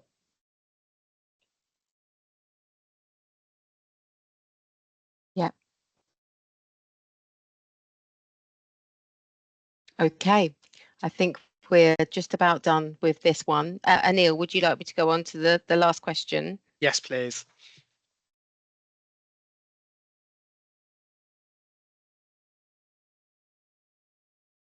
I would if I had connection, but sorry, there you go. It's a bit Okay, slow at my end great. today. That's fine. So final one is, how can ICB's systems work together to enable readiness? I mean, I have a keen interest in this one already. Okay, yeah.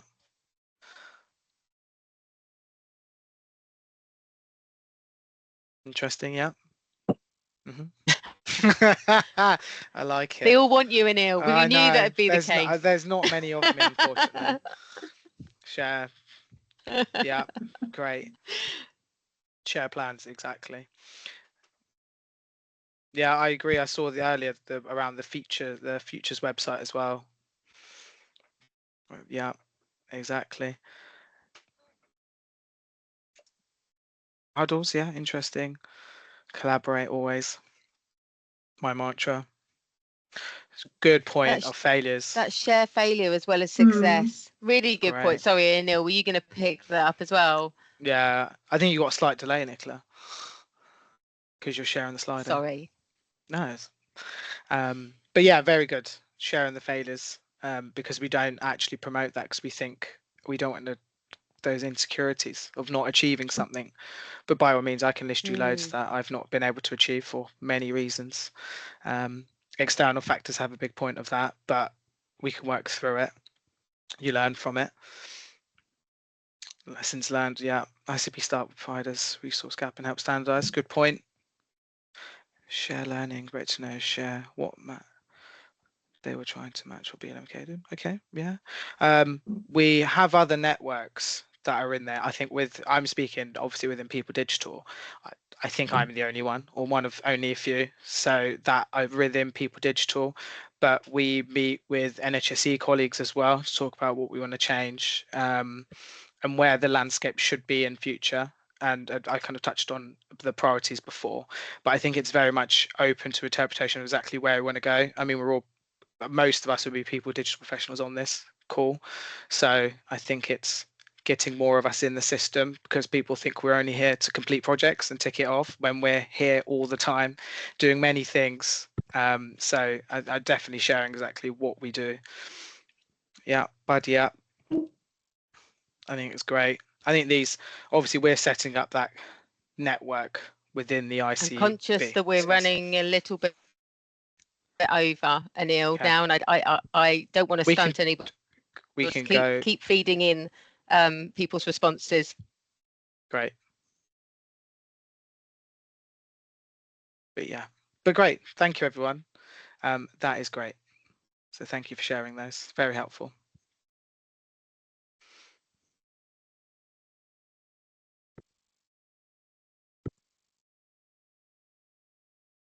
Thank you so much, Anil, and I'm really sorry if there's a delay.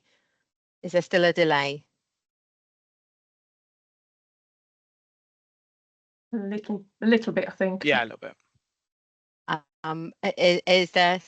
Sorry, I can't do anything about my internet, unfortunately. Thank you so much, Anil and Laura, for running that session, and for those that contributed. Fantastic responses.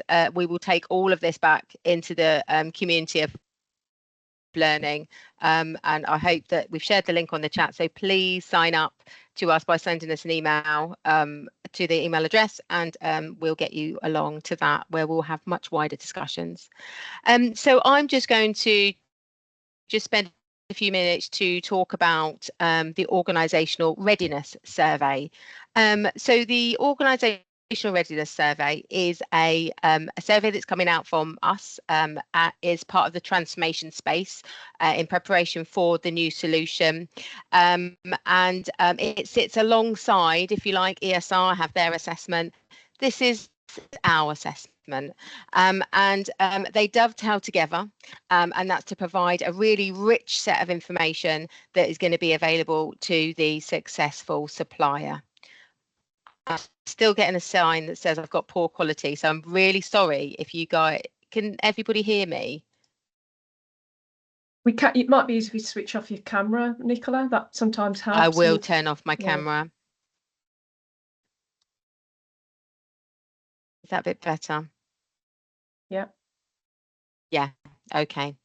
So the Organisation Readiness Survey is a survey that's going to be delivered in the early part of January 25, January, February time, and it will be aimed at CPOs, CIOs, IT leads and ESR leads.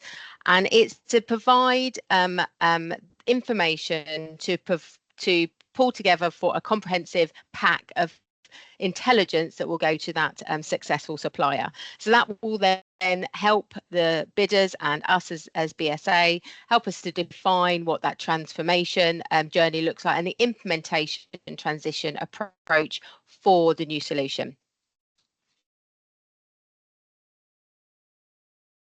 Sorry, everything's really slow at my end. We are currently in the testing phase of it over the last couple of weeks and this week, so we were just finalising the outputs of that testing, and then we will be launching. You will have all received some communications out to say it will be coming early part of next year. Every single organisation in NHS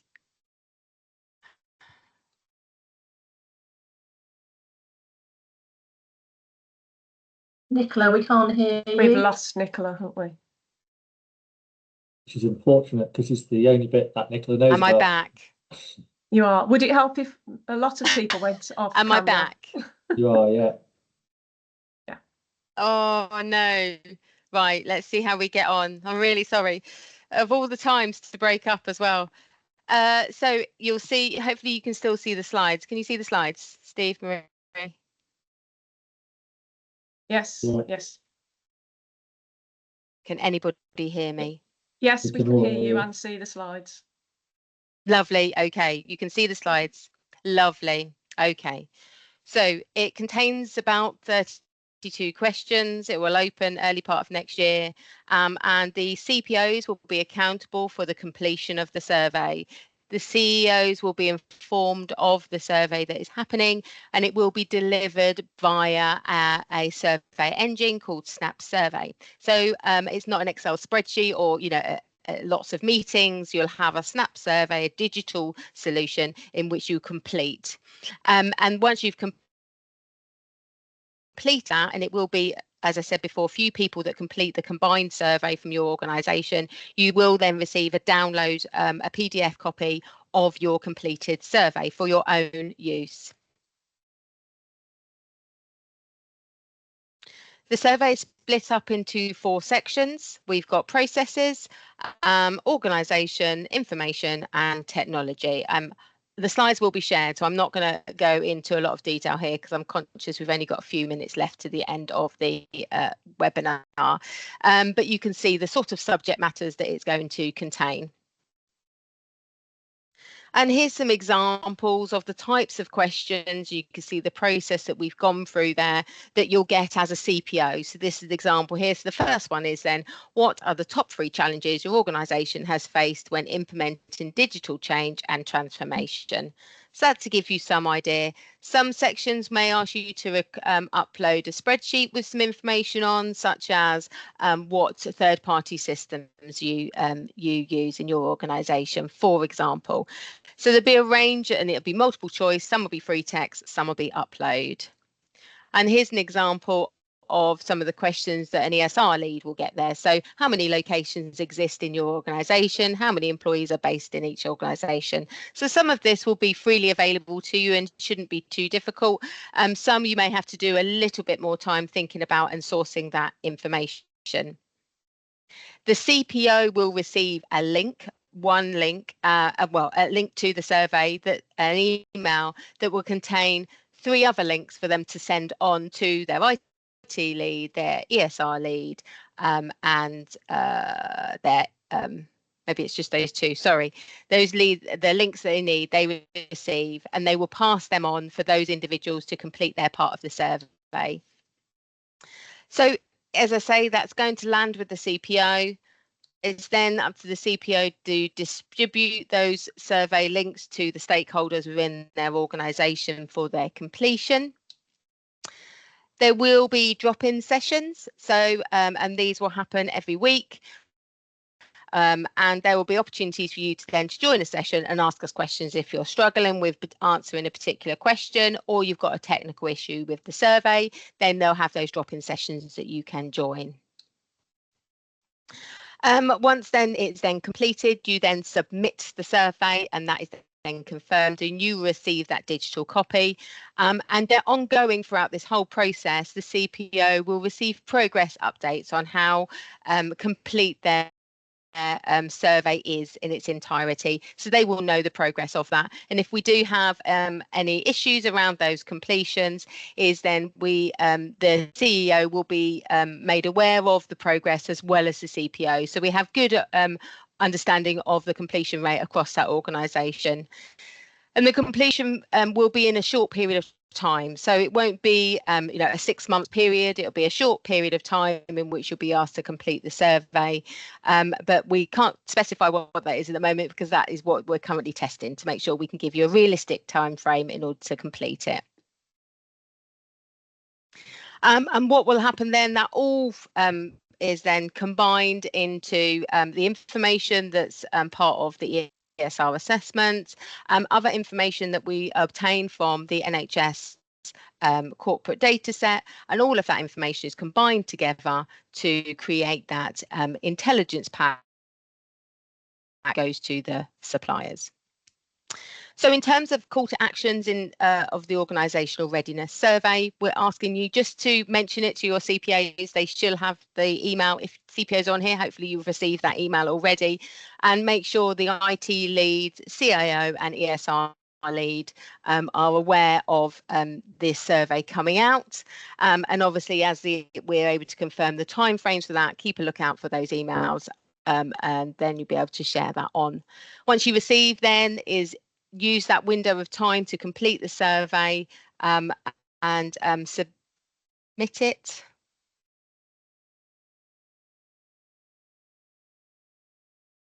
I'm back. Hopefully you can now hear me. Yep. Can you hear me? Yes, Yeah, we we can, hear you. Nicola. Sorry, the signal went there for a second. I'm going to turn my camera off again. Hopefully you can all see that last slide. And then the last point there is to build those readiness activities. So as a result of completing the survey, it will give you some ideas about what you can do about your own readiness that will further build on what we've outlined today as part of the strategic narrative. So continue.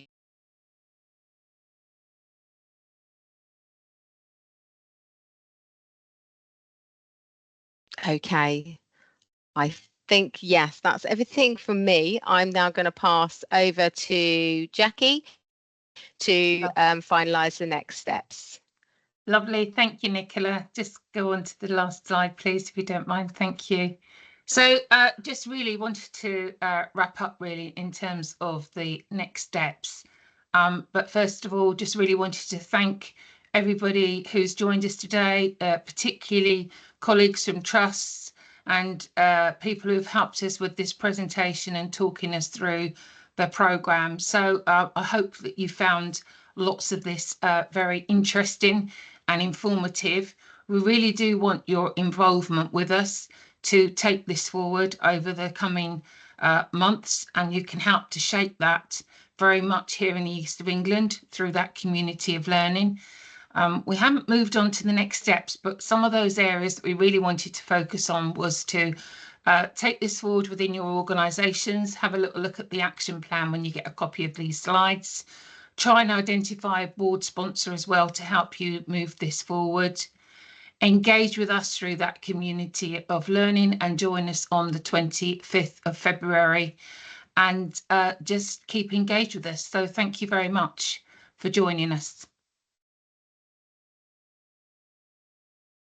Thank you, Nicola. And thanks, everyone. Thank you.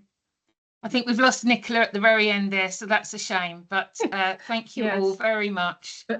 Yeah, thanks to everybody. Thank you to our trust presenters as well.